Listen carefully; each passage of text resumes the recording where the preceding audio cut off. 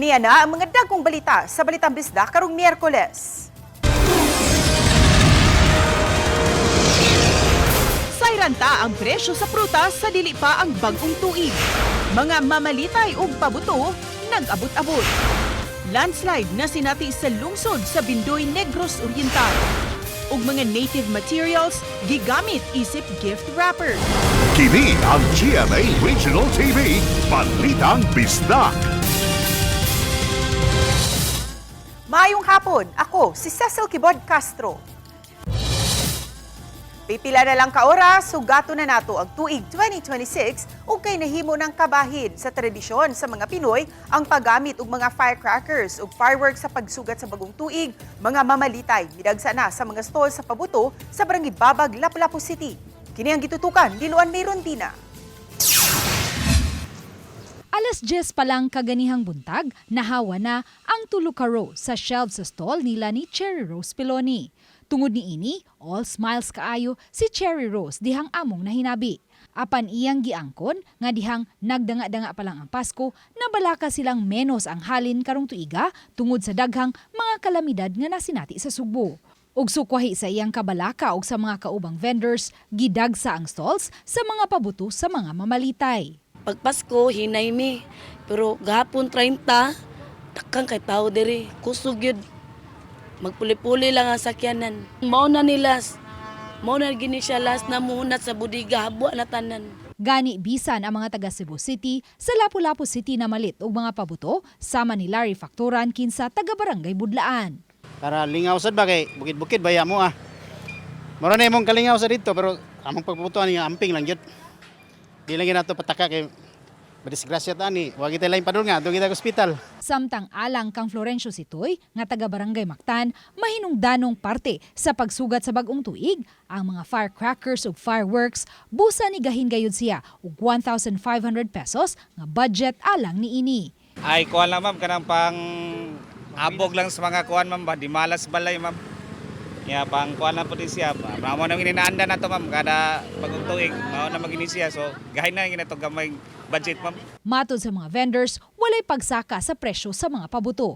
Gani mamahimo pang makahangyo basta bulto ang paliton. Lakip sa nahurot-hurot na ang stocks, ang local Roman candle ug mercury. Ug aron pagsiguro nga masubay gayud ang mga safety measures, may mga PNP personnel nga gipakatap sa dapit. Mamahimo hinuong makakuyog ang mga minor de edad sa ilang mga ginikanan sa pagpamalit og mga pabuto, apan higpit nga gidili ang mga bata nga mamalit og mga pabuto. Samtang dugang personal usab sa CTMS ang gideploy sa dapit aron masigurong di maapektuhan ang dagan sa trapiko sa mga mamalitay.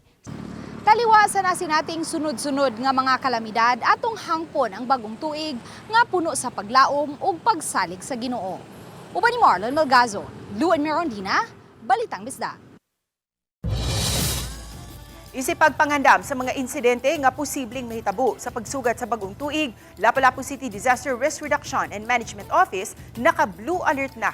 Sugod alas 12 kaginang udto hangtod sa alas 12 sa udto ug mga adlaw, gi-activate na ang Emergency Operations Center sa Lapu-Lapu City ug giisa ngadto sa blue alert status. Subay ni ini subsubang gihimong monitoring sa Lapu-Lapu City DRRMO ilabi na sa mga dapit nga sagad dagsaan sa mga tawo sama sa merkado ug mga stall sa pabuto sa Barangay Babag. Giandam na usab ang ilang mga emergency vehicles sama sa mga ambulansya ug fire truck. Lakip na ang mga ekipo sa pagresponde sa mga emerhensya sama sa mass casualty incident. On standby usab ang tanang mga personnel sa DRRMO. Matud ni Dre Gumahin, team supervisor, nga base sa ilang kasinatian sa miaging tuig, ubay-ubay sa ilang narespondihan nga mga emerhensya atol sa bagong tuig ang mga vehicular accidents ug mga nabuthan sa mga firecrackers tungod sa kahubog. Among giyud giangahag pud ang tanan nga hinahinay lang kung nakainuman gani, di lang pungson nga mo drive ta. No, mas maayo nga safety gyud ta kay likay ta sa bisan unsang klase nga kadaot. Nasakmit sa mga tanod sa Barangay Babag, Lapu-Lapu City ang mga lantaka o improvised cannon guns. Mato ni Babag Barangay Captain Eulogio Logi Manayon, sukad sa miaging adlaw nga pag-roving nila sa barangay, miabot na sa 13 ka mga lantaka ang ilang nasakmit gikan sa mga bata. Subling pahinumdum sa mga otoridad, Higpit nga gidili ang paggamit og mga lantaka kay delikado kini sa disgrasya.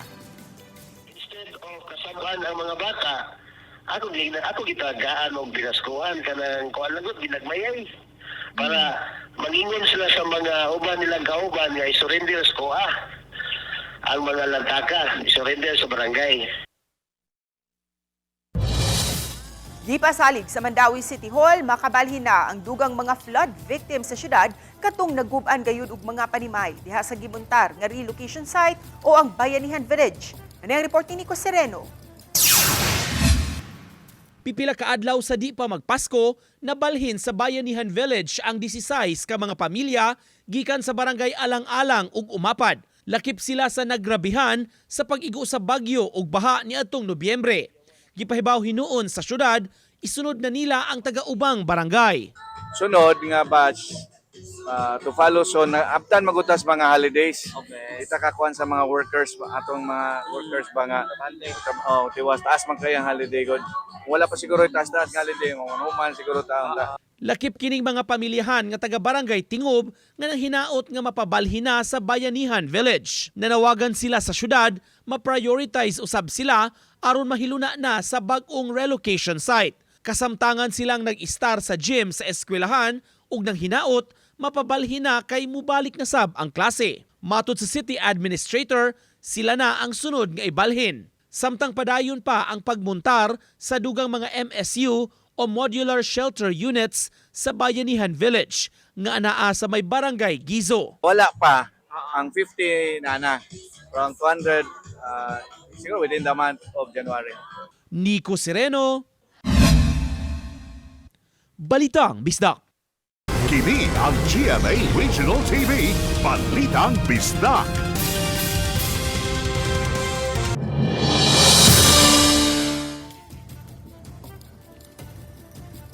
Kahapsay og kalinaw sa pagsugat sa bagong tuig ang gipaniguro sa lokal nga kagamhanan sa Dakbayan sa Sugbo. Sa iranta sa live report ni Alan Domingo. Alan? Happy New Year! Natakaroon din manukad sa barangay Lahog. Di na ito makita ito mga kaigsunan. Busy na sa pag last minute shopping alang sa ilahang pang media-noche.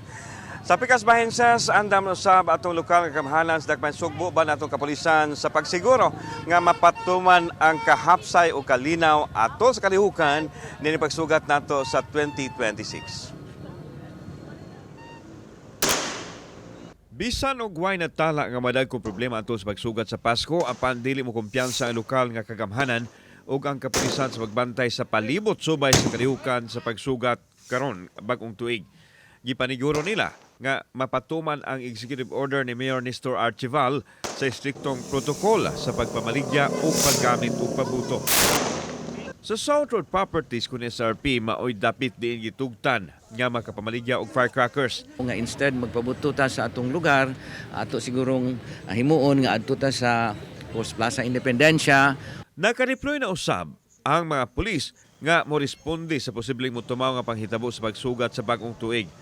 Alerto usab ang mga personnel sa CDRRMO, ilabi na nga adunay New Year's countdown ang Cebu City diin idungan ang pagbukas kalihukan sa Sinulog 2026. Hinangot pa nga ang atong paninguha karong tuiga unsaon pag-uswag, unsaon pagtabang sa atong syudad, atong dublihon karon ang atong Cebu mauswagon. For the new year, we have deployed all our personnel. That is part and parcel of the Uplan Paskuhan.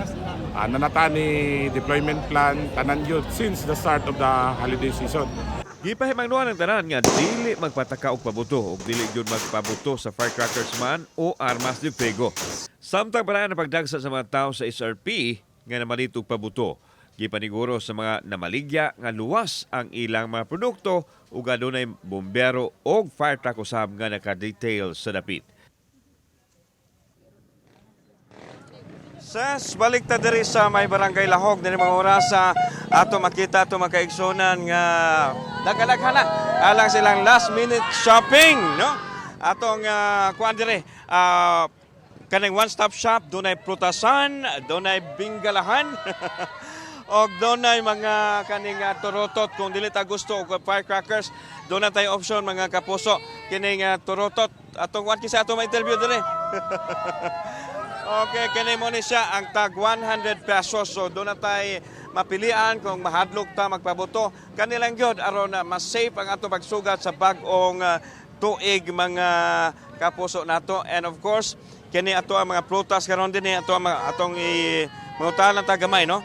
Ma'am, kumusta ato ang precious prutas karon? Okay ra, sir. Tagpila kani atong orange pila man ni? Ha? Tag-10 ang buok. Unya kaning mansanas. Kani 30. 90 kaning atong kiat-kiat pangpalihi. 80. So tag 100 niya pero ilang i-markdown 80 na. Okay, happy new year natong tanan ha. Okay mga kapuso. So malipayong pagsugat sa tuig 2026 gikan diri sa Lahog. Ses balik ni mo diha. Happy New Year ug daghang salamat, Alan Domingo. Landslide sa Bindoy, Negros Oriental nagdala og kahasol sa mga motorista nga natanggong sulod sa pipila ka oras. Nasinati ang pagdahili sa yuta ug mga bato ngadto na sa karsada sa National Highway sa Barangay Malaga kaganihang kadlaw. Nahitabo ang landslide human masinati ang kusog nga uwan kagabi. Adunay mga sakyanan ug mga panimay nga hapit matabunan. Matud sa Bindoy Police Station, walay nasamdan hinuon sa insidente.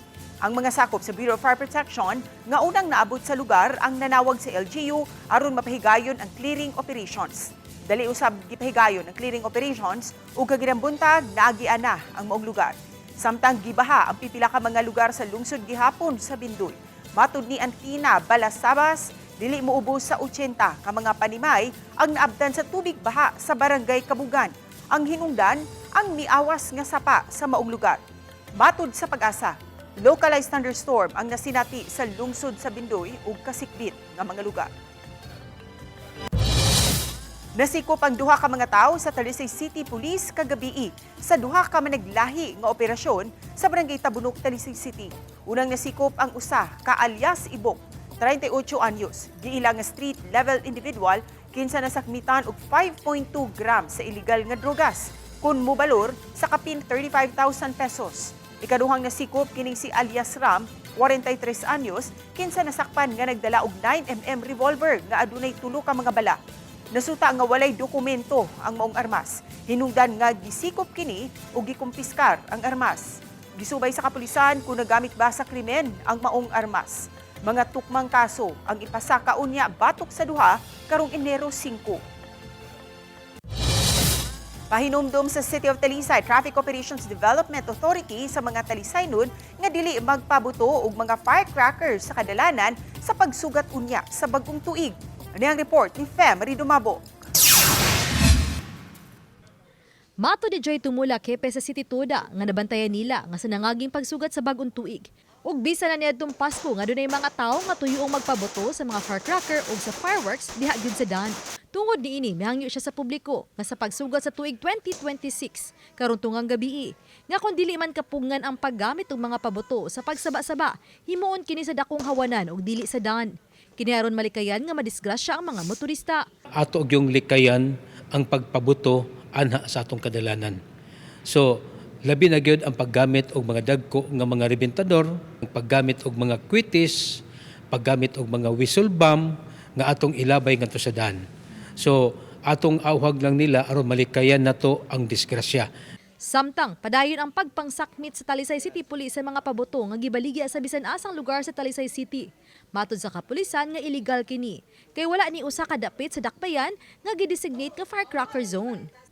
Nihimo usab og rekorida ang Talisay City Police pagpahinumdum sa Talisaynon nga gidili ang pagpamaligya og paboto ug nga mas maayong mogamit og alternatibo sa pagsaba-saba sa pagsugat sa bag-ong tuig ug nga labaw na nga dili maayo nga gamiton sa pagpaboto ang armas. Gipahinumduman ang tanan nga ang maong buhat hugot nga gidili sa balaod. Ang bisan kinsa nga masakpan nga magbuhat niini pwede mafailan og kaso ug mapriso. Uban ni Clifford Lumayag ug Rod Prado, Femery Dumabo. Balitang Bisdak. Kini ang GMA Regional TV, Balitang Bisdak. Kini ang GMA Regional TV, Balitang Bisdak. Dili gayud masipiat ang mga lingin nga prutas isip palihi sa pagsulod sa bagong tuig. Sayra nato ang presyo sa mga prutasan sa Dakbayan sa Sugbo sa report ni Alan Domingo. Ang prutasan sa Barangay Kugon Ramos sa Cebu City ang usa sa mga dagsaan sa mga mamalitay ilabi na nining pagsugat sa bagong tuig. Siyempre, ang mga lingin nga prutas ang himalitan kay palihiwan kuno ug mao na usay na andan nga apil sa talad kananan. Matud sa uban nga murag pareho sa kwarta ang kalingin sa porma nini sama sa grapes, orange, mansanas ug uban pang mga prutas. Pwedeng kinilo ug pwede usab nga package na sa 13 kamatang sa prutas kay makadaginot sa presyo. 400 ngadto sa kapin sa 1,000 ka pesos ang kantidad depende sa gidak-on sa fruit basket. Awara may nasaka, sir? Wag hapon. Mm. So diretas mga presyo be pila may usa may kinamahalan o kinabaratuhan nato. Murag mahal-mahal karon ug kaning lansones raman gid, sir, oy. Pila? 350 ang kilo. 350. Pero ang longgong ni Bangkok Variety. Bangkok wala tay lokal? Wala, nay local sa Picas, minus-minus ra siya. Pila? Murag 200 ug ang kilo. Ang grapes kato nakita. Ang grapes na ay 280 nya kani siya mahal-mahal jutay. Madaram ni 280, sir. Wa pa man ang aning uban? Ngit pa. Oh, wa pa man ang aning mutasa ka sila ron. Alang sa mga namalit, dili lang palihi kung dili kabahin as kultura nga adunay iandam nga mga prutas kung adunay okasyon sama sa New Year celebration. Gidugang nila nga gawas sa swerte, mas importante ang kakugi ug diskarte alang sa pagkabuot sa kalampusan sa taon ining pagsulod na sa laing tuig ang tuig 2026. Tradition naman sa sa New Year nga 13 fruits magpalihi jud og lingin-lingin na prutas. Kauban si Clover Lumayag, ako si Alan Domingo. Balitang Bisdak. Happy gayud ang New Year ni ining 53 ka mga PDL sa Talisay City Jail Male Dormitory kay makauban nila ang ilang pamilya sa pagsugat sa tuig 2026. Atong sayran sa report ni Femery Dumabo. Tungod sa maing binuhatan o Good Conduct Time Allowance o GCTA sud sa bilangguan, gipalaya ang 53 ka mga PDL sugod karong adlaw. Lakib sa excited nga makauban nila pagbalik sa gawas sa presuhan kining duha ka inahan nga nagpaabot gawas sa Talisay City Bay GMP facility sa ilang mga anak nga napreso kapin na sa 5 ka tuig. Makomplete family nami ba? Ma'am, bisan pa man ito, buluyago ni mo anak. Love gyud po na ko, ma'am. Love gyud po na ko na bisag badlongon na, ma'am. Ginawagwangan ako na, ma'am. Pero siya ra joy badlongon, ma'am. Pero gusto na ko nga unta magbutaan na siya ba? Tulo man nas nakabuk na priso mamo niya. Nalaya na ang duha. Usa na lang na ipili na lang, ma'am. Kanang anon maludugutok, ma'am. Kanang mamuso, lagi tao na yagkaso. Kining mga pamilya diri karon nga nagpaabot sa ilahang kabanay nga bagong laya, ang pipila ka oras kini sila nagpaabot og excited kayo atong kini makita sila mga panagway og sa ilang syagit. Gawa sa ilang maing binuhatan sulod sa prisuhan, napamatudan usab sa jail management kadunay nahimo silang kabag-uhan sa ilang mga kinabuhi. Gipanangkamutan sa Talisay City Bay GMP Male Dormitory nga makagawa sila sa jail facility o sa kaadlaw sa dili pa ang bag-ong tuig. Dako kayo na kong kalipay, ma'am, dili lang sa akong kagalingon o ikalipay sa nisa kong pamilya kay sa pagkatinuod lang, ma'am, hagbay na kong nangayo sa Ginoo nga tagaan ko ni akong gipangayo ang kalayaan. I-authorize man ta ana through Republic Act number 10592 nga mo grant o good conduct and time allowance para sa atong mga PDL nga i-display og good behavior during incarceration. Samtang kining 32 anyos nga si alias Tino, kinsa 17 ka tuig nga sud gawas na sa jail facility. Walay misugat nga kabanay, kinsa nasuko matud pa kaniya, human giunay niya pagpangawat tungod sa bisyo. Wala may nisugat sa iyang paglaya. Apan, mapasalamaton siya kay gisagop siya sa usa sa mga jail personnel sa Talisay City Jail. Sa personel nga dako ko pasalamat nga dako adapon nga dako patabawon sa farm sa hinaut lamay magudawatod pagbalik diri sa dani mo nga dili na ko nga bisag ako dako ko sa ninyo ma sa luwa gusto na ko mga sayop. Ako siyang kuan gayran siya. Gayran ako siya para matulin gadiyahan kuan. Panglanto siyang kinabuhi. Si Senior Jail Officer Juan Albert Alburo ang misugat kiniya sa iyang paggawas sa jail facility. Sa ilang pagkagawas nun, magpadayon ang pagpahigayrog aftercare program sa mga PDL. Panginaw sa kadagkuan ni pasilidad nga unta saba kanila ang publiko ang muhatag og second chance sining mga bagong laya nga mga PDL. Hangpon sila ug tabangan silang pagbago sa kinabuhi. Uban ni Clifford Lumayag ug Rod Prado. Ako si Femery Dumabok. Balitang Bisdak. Kalma o kalinaw sa saba nga kalibutan ang essence sa Pantone Color of the Year sa 2026. Mao kini ang Pantone 114201 kun Cloud Dancer. Usa kini nga neutral white color nga naghatod og serenity. Nangimbitar usab kini og relaxation ug focus. Gihulagway nga versatile ang Cloud Dancer sanglit mosidlak ang tanang kolor. Matag tuig mopili og Color of the Year ang Pantone Color Institute base sa mood of connection, comfort ug harmony.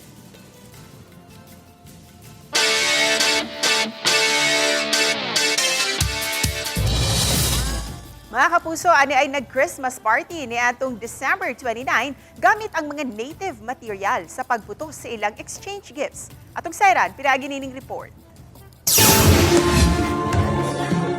Kini ang video sa mga dahon, unas, ginit, butay, potot, bunot, lubi, palwa, kugon, buungon, ug lukay nga kuha ni Raffles Christian Fajardo Katubay. Sugyot kini ni Vice Rosiana uban sa tema nga arrived at the wrong party alang kini sa year-end party sa mga sakop sa Ministry of Altar Servers sa parokya sa Our Lady of Consolacion sa Bato Lungsod sa Sambuan ni atong December 29. Sulod sa napo ka tuig na kini nilang gihimo.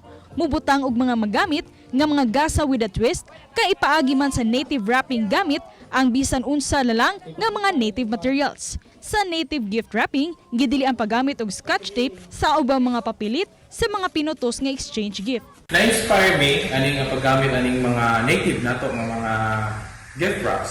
Tungod kay nakita sa damo ko dala kay mga plastic tapos sa na mga gipanggamit nato. Kay kung kining mga native sa itong gamito, marami sa palibot na sa kilid, na nasolusyon yung balay.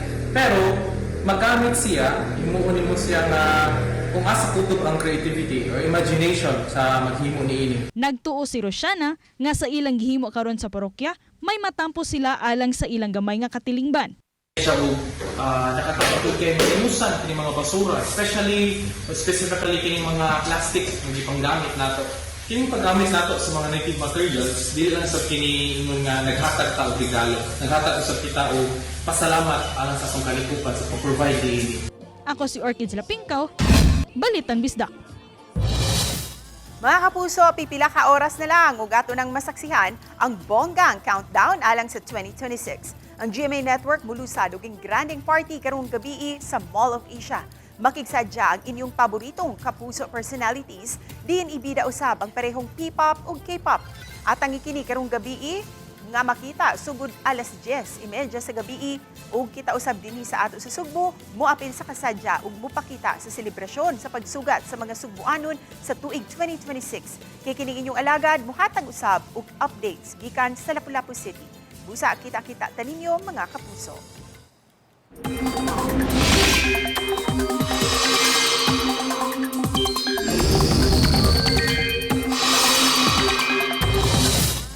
Sa dagan sa panahon, walay bagyo mga kapuso pero may mga uwan nga masinati sa pipila kabahin sa nasod ning bispera sa bagong tuig.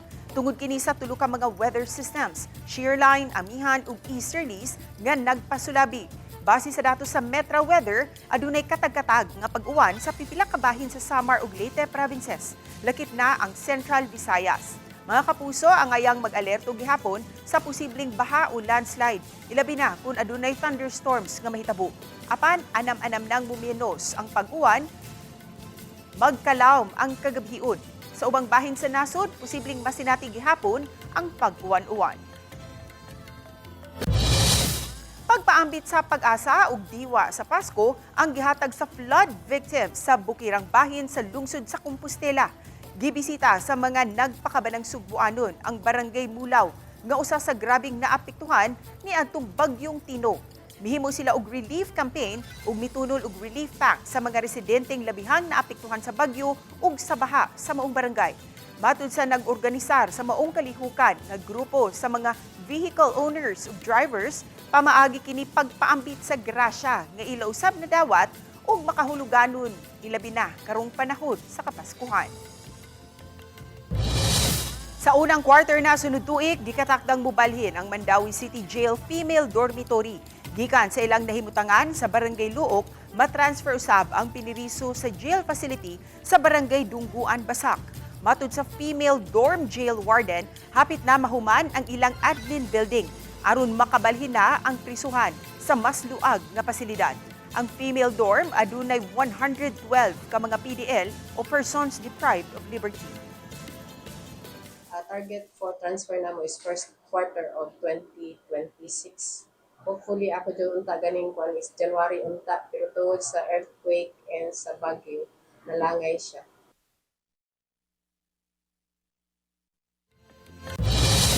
Kami ang GMA Regional TV Balitang Bisdak. Kinatibukang puwersa alang sa mas dakong misyon ug mas halapad nga pag-alagad sa nasod. Mga kapuso, unong ka oras na lang sa dili pa ang bagong tuig 2026. Mayong hapon mga kapuso and advance Happy New Year kanatong tanan.